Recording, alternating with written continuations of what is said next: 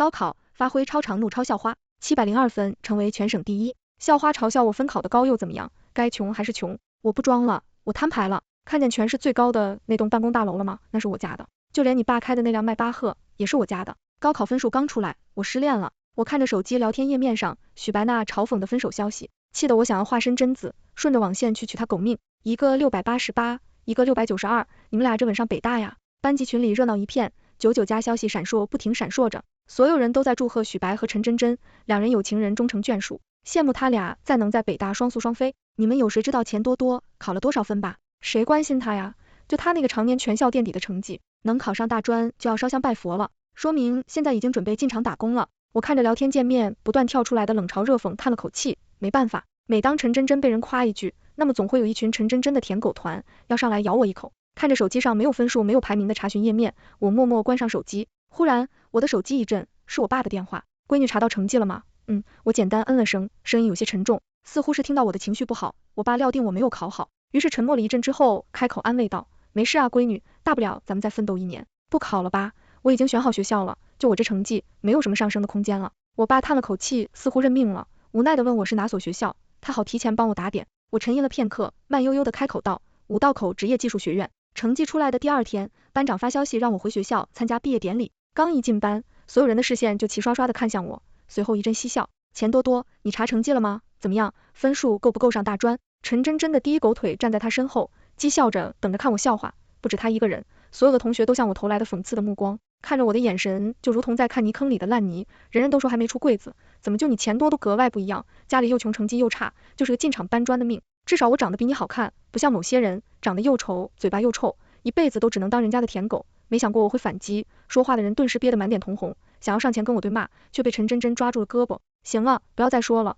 多多没有考好，心里肯定也很难受，大家都少说几句吧，毕竟没有人可以选择自己的出身。我看着陈真真，只觉得面前好大一朵白莲花，放任疯狗咬人，最后自己出面阻止博名声。他用这样的手段将自己成功包装，成立一个家境殷实、善良、美丽大方的天使。所有人提起陈真真，都会由衷的感叹一声，长得好看，成绩也好，是当之无愧的笑话。反观和他长相分庭抗争的我，就是一个天上一个地下。陈真真有多么美好，我就有多么差劲。多多，你手上戴的那个肘子，我好像之前没见你戴过，没完了是吧？我刚要坐下，陈真真就要开始作妖，我没理他，毕竟美女从不跟丑人争高低。哎，真真，你手上这个玉镯是新买的吧？怎么之前都没见你戴过？我不接茬，不代表没人接茬，舔狗团们从不让我失望。陈真真微微一笑，扬起手上的这个镯子，缓缓道，这个镯子是我爸看我考得不错，奖励我的礼物，不值什么钱的。哪有玉不值钱的？这个镯子应该很贵吧？有人凑了上去，看着陈真真手上的翠绿的镯子，不停地感叹。陈真真只是笑着摆摆手，说自己也不是很清楚，也不知道是哪个人将话头转到了我这里。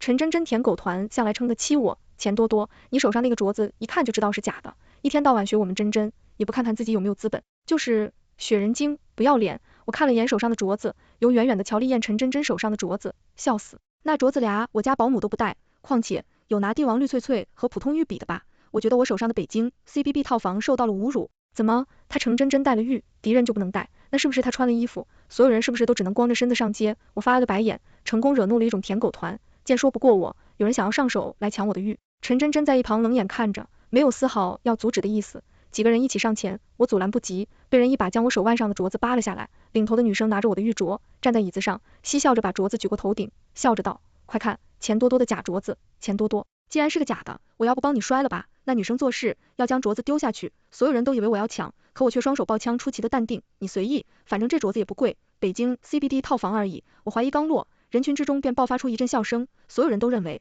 我是气急了再说胡话。毕竟高中3年，几乎全校都知道我家住在乡下，靠着几亩果园养家糊口，穷得叮当响。钱多多，你是不是考得太差，看到成绩受刺激了？就你还北京一套房，这镯子要是真的，我当场把这镯子给吃了。拿着我镯子的人耀武扬威，丝毫不相信我对他的警告。所有人一句接着一句的嘲讽，甚至有人起哄，让他现在就摔掉镯子。这时，人群里一个一直没有说话的男生盯着我的镯子，缓缓开口道，等等，这镯子好像是真的。说这话的人是我们班的数学课代表陈卓，趁人的女生愣神，陈卓一把从他手中夺过镯子，小心端详之后道，没有好像，这镯子就是真的。陈卓家是开金玉店的，每天和玉打交道，家境很好，他说的话没人会不信。陈卓，是不是你看错了？这镯子怎么可能是真的？那女生不死心，立刻追问道。陈卓看着他皱了皱眉，似乎有些不耐烦，你是在怀疑我吗？说完，他将手中的玉镯递给了我，我接过玉镯倒了生血，却发现他的眼神看着我上下打量，就算是真的，肯定也值不了几个钱。见自己被打脸，那女生不服气的都浪着。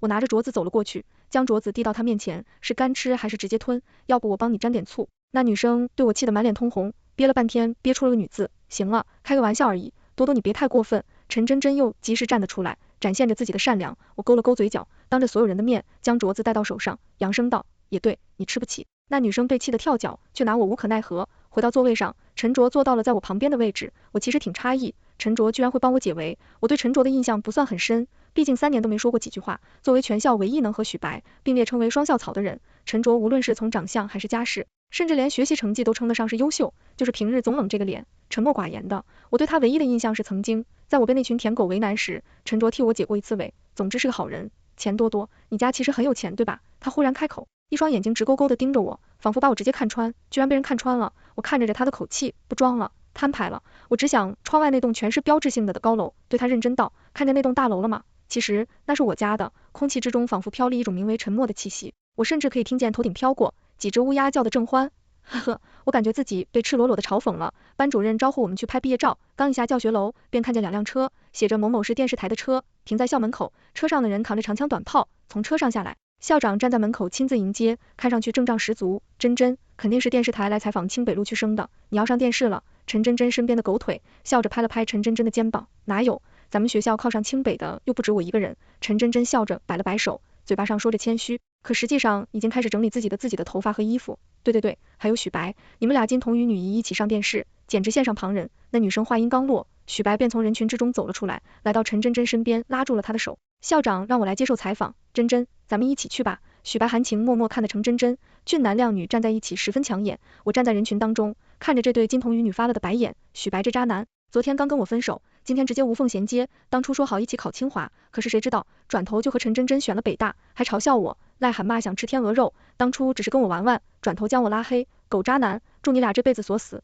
电视台的记者整理好设备，便往人群当中走。校领导领着2人上前接受采访，陈真真的脸上挂着温婉的笑语，顿时让另一个记者眼前一亮。所有人看着被采访的2人都艳羡不已。就在这时，校门口又来了好几辆车，车刚停稳，10几个人便扛着更加专业的设备冲了下来。校长站在门口笑领迎接，十分客气的将人引了过来。那阵仗，不知道以为是哪个明星来学校走红毯了。陈真真已经接受完采访，看到这阵仗，顿时脸上一袭，身边的人也开始起哄。真真，你和许白要红了，看这阵仗，肯定不止一个电视台要来采访你们呢。我站在一旁，理了理衣服，瞟了他眼。陈真真已经拿出镜子开始补妆，似乎是从镜子里瞥见我正在整理衣服，顿时笑出了声。多多，你说电视台会不会是来采访你的？毕竟也不能让大家看到，写正面榜样，偶尔也要播反面教材嘛。哈哈，陈真真话落，无数人都开始爆笑，我没有理会，只是依旧自顾自的在整理衣服。忽然，一只手伸到了我的头顶，有片叶子，陈周将那片落在我头顶上的叶子拿掉，随后自己也理了理衣服。众人正笑着，校长已经领了一名打扮讲究、妆容精致的记者走了过来。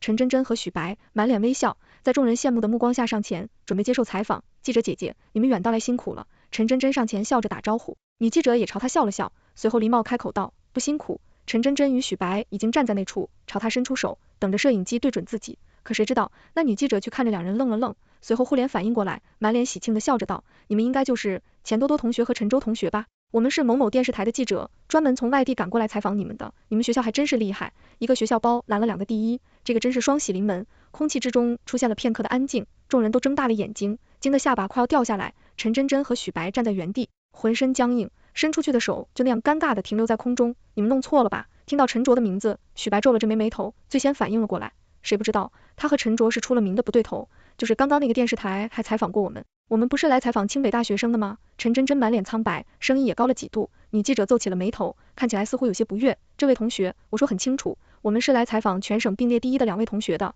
而且刚刚来采访，你们的是去电视台，我们是省级地方电视台。所有人都被震惊在了原地，陈真真和许白更是满脸菜色。并列第一，我看向陈卓，没想到我和他居然考了同样的分数，这种情况可不多见。女记者有些不耐烦，看向一旁的校长徐校长，你没有告诉那2名学生说今天要接受采访吗？徐校长一愣，看向了一旁的主任，主任也愣住了，看向了一旁的班主任，班主任回过神，立刻从人群之中拽出了我和陈卓，朗声道，这儿，他们2个人在这儿。我在众人惊讶的目光之中，和陈卓一起被推到记者前。那记者看见我两人，顿时眼睛放光，立刻让摄影机对准了我，真是俊男靓女，你们不仅学习成绩好，长得也这么好看。你记者一顿天花乱坠。这时校门口又开进几辆车，车门一打开，几人争先恐后的跑了过来。那正常像极了超市抢鸡蛋的大妈，我和陈舟正对着镜头回答记者的提问，便看见几人朝着我们两个人冲了过来，其中一个前先一步上前，直接起开的女记者对着我说道，是钱多多同学和陈舟同学吧？我们是清华招生办的，我们特别希望你们能够来我校学习。北大教授不甘落后，满脸期盼的笑吟吟道，同学，我们北大特别需要你的加入，只要你愿意来北大学习，你的一切困难我们都可以帮你摆平，你们弄错了吧？陈卓成绩好这个我们都知道，可钱多多家那么穷，况且他常念垫底，怎么可能会是文科状元？陈真真着急的冲了出来，怎么可能弄错呢？成绩刚出来我们就知道了，钱多多同学和陈卓同学一样，都是702分，全省并列第一。清华大学的教授皱着眉头看了他一眼，显然对这份质疑有些不满。北大教授抢先一步反应了过来，大手一拍，乐呵道后激勃发奋起直追，钱多多同学，我们很需要像你这种有着无限潜力的人才，家里穷不要紧，我们北大可以给你学费全免，还能给你申请国家奖学金，保证你没有后顾之忧。我们清华也可以给你免学费，只要你能来，一切都不是问题。好好的一场采访，变成了两校的大型抢夺战，你记者拍得不亦乐乎，高兴地说，电视台之月的热点肯定能火爆全网。同学，给个话吧，你选哪所学校？我选清华，我没有丝毫犹豫。清华的教授高兴得直跺脚，北大的教授心不甘情不愿地问我为什么，那眼神像极了被渣男抛弃的原配妻子。因为我前男友去了北大，我微笑地看向了站在一旁面如菜色的许白，众人一时间心中了然。北大的教授顺着我的视线望了过去，看着许白的眼神之中多了几分幽怨。我在校长主任和班主任的操用之下，将我俩送出校门。校长拍着我和陈卓的肩膀，差点落泪，说我俩微笑真光是学校的荣耀。我和陈卓在一众家长和同学艳羡的目光下走出校门，方才对着我讥讽的同学，顿时看着我沉默不语，眼神是说不出的复杂。考得好又怎么样？还不是一样家里穷？笑话身边的狗腿说话了。我都不忍心戳穿他说这句话时不自然的表情和抽搐的嘴角，那副明明很嫉妒但非要硬撑着嘲讽我的样子，真的很滑稽。别这么说，说不定多多可以凭借知识改变命运的。陈真真恢复了从容的表情，如果不看他有些僵硬的嘴角，他的确很从容。就算从清华毕业了又怎么样？说不定以后还要给真真你家打工呢。真真脸上的僵硬稍稍有所缓和，随后看着我笑着说，也对，毕竟有的人出生就在罗马。真真真说完，一辆迈巴赫便停在了他的面前，他撩起了耳边的头发，动作优雅贵气，看着众人道，我爸爸来接我了，我就先走了，好不容易结束高考，过几天大家一起来我家的度假山庄玩吧，我把地址发在群里，大家一起来哦。说完，他打开车门上车，在一众同学艳羡的目光下，坐上迈巴赫绝尘去。真羡慕真真啊，家里又有钱，长得好看，成绩也好，不像某些人，就算是全省状元又怎么样，毕了一业估计也混不出什么名堂。众人在拉踩声中结伴离去，没人注意到我站在路边看着那已经没影罗的迈巴赫，满脸黑线，我应该没有认错。那辆迈巴赫好像是我家的车，回到家里还没进村门呢，就听见村门口一阵敲锣打鼓。我爸和我奶拉这个横幅等在村门口，看着横幅上我说大的名字，我的脚趾已经在地上扣出了一个梦幻芭比大豪宅。姑娘，你真是能给你爸争光，全省状元啊！刚刚电视台在咱家采访了，村委会也给咱家发了奖金，说要把你这个全省状元的光荣史，一天3次，一次2个小时的循环播放。我爸兴奋的一把抱住了我，大手骄傲的拍着我的后背，差点把我刚吃进去的午饭给我拍出来。我爸告诉我，他一开始在网上查那什么5道口，职业技术学校时手都是颤抖的，直到搜索页面跳出清华大学的页面，他差点下了没把电脑给砸了。我把北京那边的房子给你准备好了，市中心5套房子你随便挑随便住。我爸大手一挥，直接将钥匙摆在我的面前。但是现在我关心的却不是这个，我围着我家4层高乡村小别墅前后转了一圈，随后看着我爸问道，爸，你那辆黑白拼色的迈巴赫去哪了？我爸似乎也有些茫然，想不想看着我道，我看着陈阿姨出去买菜的那辆代步的奔驰有些久了，就把那辆车给她开了。怎么了？你要是想要车，爸给你买辆兰博基尼。我做了重眉，陈阿姨是我们家保姆，在我还没出生的时候就已经在家里做工了。她早年离婚，带着2个孩子，现在的2个哥哥都已经在我家的照应下，在美国事业有成。我了解陈阿姨的人品，陈阿姨重人严谨的很，一个人将2个孩子教育的很好，绝对不会做出将车子借出去不打招呼的事情。爸，陈阿姨现在在家吗？不啊，陈阿姨前2天跟我请假，飞去美国看她儿子。我爸似乎看出这其中有事，又开口立刻询问道，宝贝啊，到底怎么了？我抿着唇看着我爸，道，爸，我今天在校门口看到咱俩那辆迈巴赫了，我将所有的事情全部告诉我爸。我爸听完，只是默默掏出手机给陈阿姨打个电话。陈阿姨跟我爸讲，她前2天出过钱，将那辆迈巴赫送去了 Slice Dine 护理，因为人在美国回不来，所以就让自己的弟弟帮他去 Slice 店将车送了回去。我爸挂了电话，我们父女2人自然对陈阿姨很信任，对她说的这些话更是深信不疑，所以现在真相已经很明显了。陈阿姨的弟弟是陈阿姨唯一的亲弟弟，早些年无所事事不学无术，后在陈阿姨看不下去，就将拜托我爸给他安排一份工作。我从前曾经见过他一面，依稀记得这个人好像现在在我家旗下的一家度假村里。混上了经理的位置吧？正想着，兜里的手机忽然一震，我掏出手机点开一看，微信的班级群里，陈真真已经将度假村的地址发在了群里。我点开定位，看着定位显示的公里数上，离我家不过1公里的数字，呵呵一笑，好家伙，头家偷到我头上来了。陈真真她到底是怎么敢的？这度假村也是我家的。第二天一早，我便骑着我奶的老年代步车前往了度假村。见我开着老年代步车出现，班上众人顿时哄堂大笑，又开始忍不住出言嘲讽。钱多多，你丢不丢人啊？你都不会看看这里是哪的，能在这里出入的都是上等人，真是乡下人没见过世面。就是听说这里是有钱人的疗养院呢，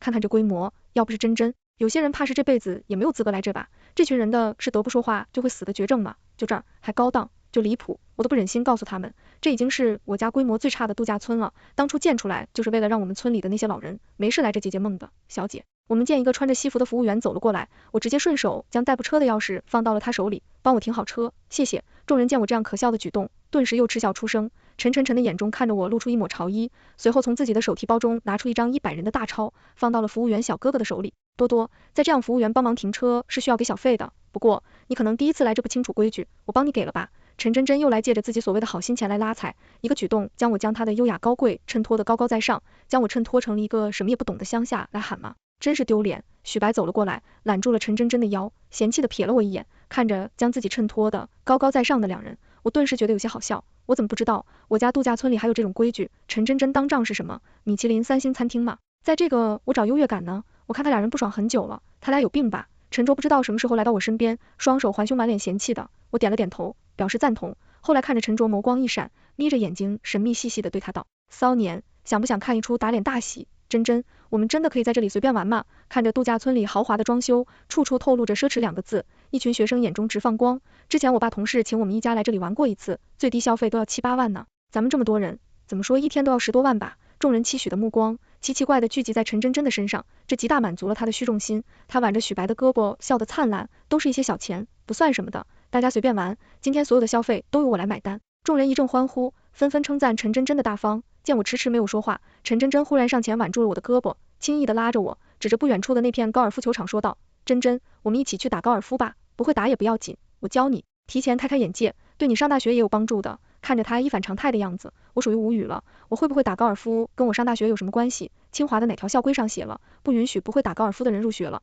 陈真真拽着我来到高尔夫球场，身后自然跟了一群小看我笑话的家伙，多么好的拉踩机会啊，他们怎么可能会放过呢？真真，你看着，其实高尔夫很简单的。陈真真拿出高尔夫球杆，故意摆出姿势，一杆挥了出去，白色的球在空中划出了一道抛物线，随后落在地上滚了一会儿，停在了洞口。一群同学连忙拍手惊叹，称赞陈真真的姿势真标准。哪里有，球还没进洞呢。他摆了摆手，随后又打了几杆，又是一球也没中，但这丝毫不影响众人对他的吹捧，只是那变流的击球姿势，一看就知道他刚学不久，也只能迷惑外行人。忽然他看向我，多多，看了这么久，应该很无聊吧？要不你也来打几杆？陈真真说着，将手中的杆子递给了我。你确定要我打？我双手还胸没脸，漫不经心的看着他。陈真真，我接过他手中的球杆，自然也看出了陈真真眼底内抹从容自若的不屑，他显然想让我在所有人面前出丑，丢人现眼。你还真敢啊！钱多多，你以为高尔夫光看就可以看会啊？而且就算你看会了，以后恐怕也没有机会打吧？看我接过高尔夫球杆，陈真真身边的狗腿顿时狗叫了起来。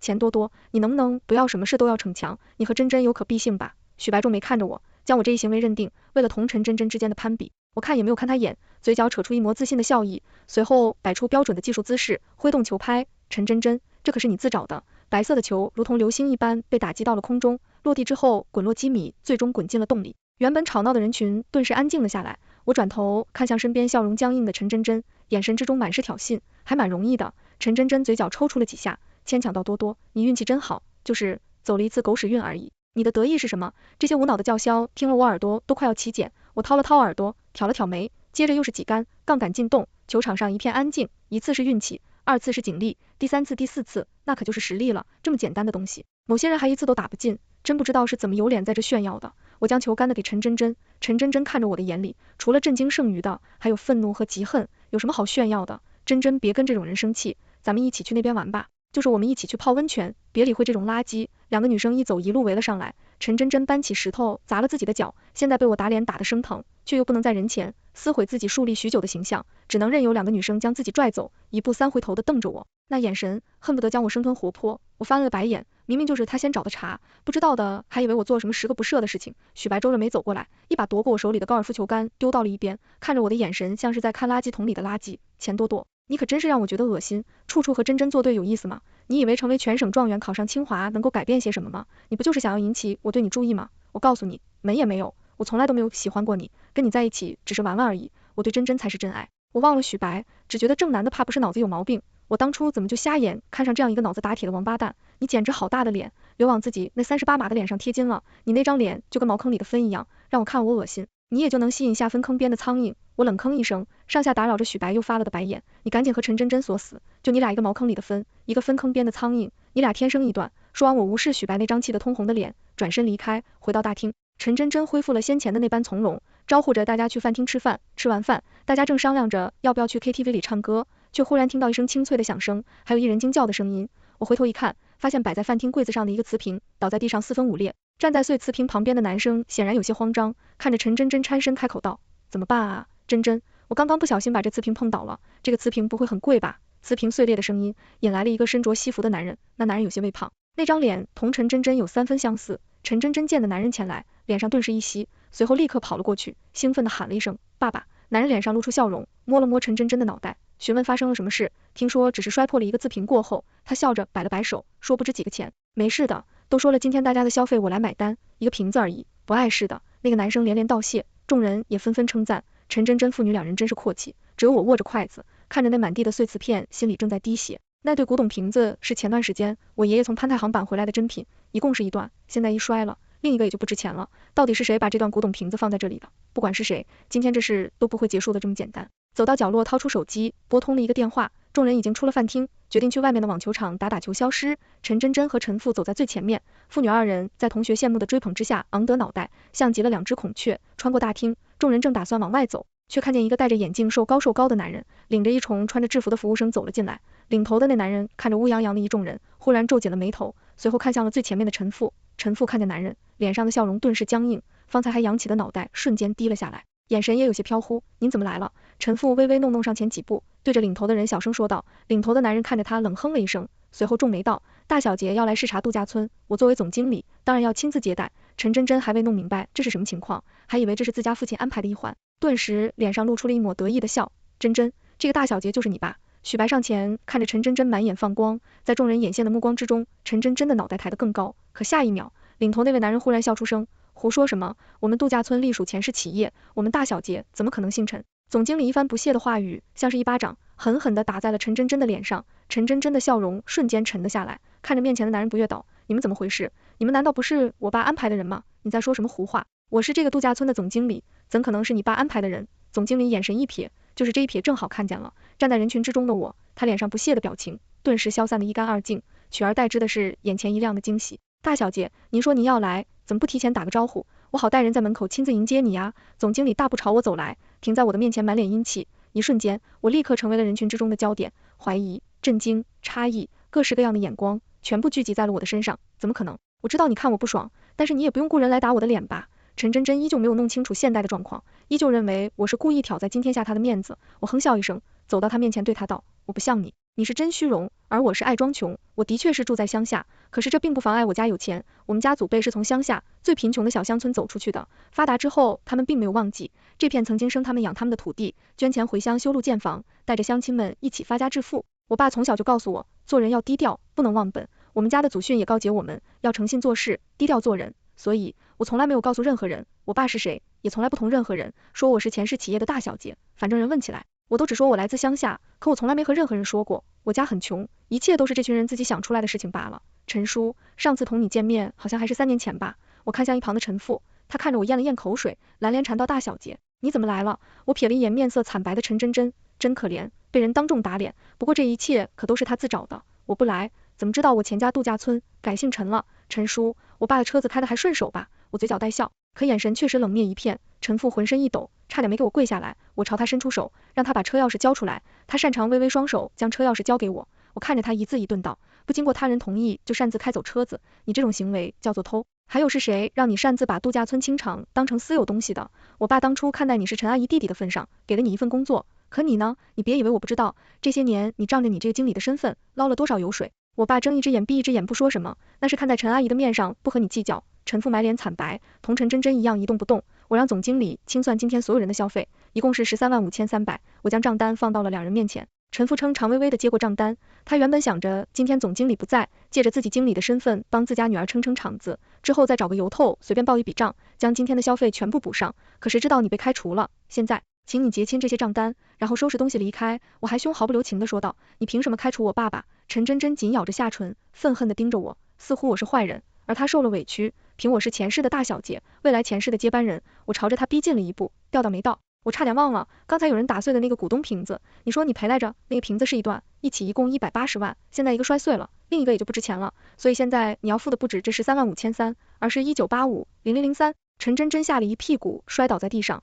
她身边两个狗腿早就不知道躲到哪个角落看戏去了，生怕这把火烧到自己身上。众人顿时一哄而散，原先位在陈真真身边的那群狗腿更是跑得比谁都快。你这个汉人精！陈父一巴掌扇到了陈真真的脸上，陈真真捂着脸嚎啕大哭。他是真的不知道事情会演变成这样，现在就算是后悔也来不及了。陈父丢了工作，还要承担一大笔天价赔偿，程家卖了房子，但这钱依旧不够。无奈之下，陈父想要找到陈阿姨求情，可陈阿姨听说这事之后，就直接给我爸请了长假，待在美国一待就是半年，让他自己承担后果。许白在从度假村回去的第二天，就发微信同我道歉，话里话外都是想要再去前缘，可却被我转手拉黑。至于陈真真，因为家中欠的巨债，那张北大的录取通知书被陈父撕得粉碎，连夜送他进城打工赚钱还债。2个月之后，我站在清华大学校门口，同城着大眼瞪小眼，你怎么也在这儿？我抽了抽嘴角，我还以为这家伙会去北大。陈周拿过我手中的箱子，乱不经心的打个哈欠，一双桃花眼直勾勾的看着我，朝我挑眉笑。我来抱大腿，